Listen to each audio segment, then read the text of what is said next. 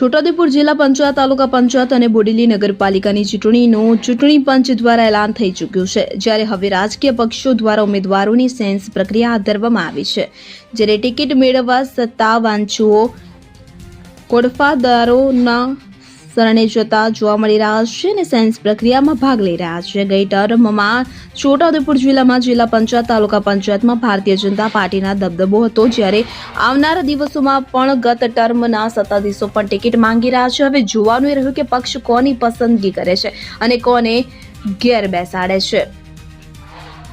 મને પણ ટિકિટ જોઈએ। ભાજપમાં ટિકિટ મેળવવા માટે રાફડો ફાટ્યો છે। છોટાઉદેપુર જિલ્લામાં સ્થાનિક સ્વરાજ્યની ચૂંટણી અંતર્ગત પ્રદેશ નિરીક્ષકશ્રીઓ, ધારાસભ્ય CJ ચાવડા, પ્રદેશ પદાધિકારીઓ રાકેશભાઈ દેસાઈ, મયુરિકાબેન જાદવ ઉપસ્થિત રહી પ્રથમ દિવસે સંખેડા, નસવાડી, બોડેલી ગ્રામ્ય અને બોડેલી નગરપાલિકાના ટિકિટ વાંચોની સેન્સ લીધી।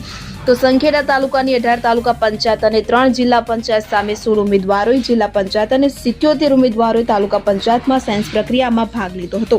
બોડેલી તાલુકાની 5 જિલ્લા પંચાયત અને 24 તાલુકા પંચાયત સામે 27 ઉમેદવારોએ જિલ્લા પંચાયત અને 87 ઉમેદવારોએ તાલુકા પંચાયતમાં સેન્સ પ્રક્રિયામાં ભાગ લીધો હતો। નસવાડી તાલુકાની 5 જિલ્લા પંચાયત અને 22 તાલુકા પંચાયત સામે 60 ઉમેદવારોએ જિલ્લા પંચાયત અને 104 ઉમેદવારોએ તાલુકા પંચાયતમાં સેન્સ પ્રક્રિયામાં ભાગ લીધો હતો।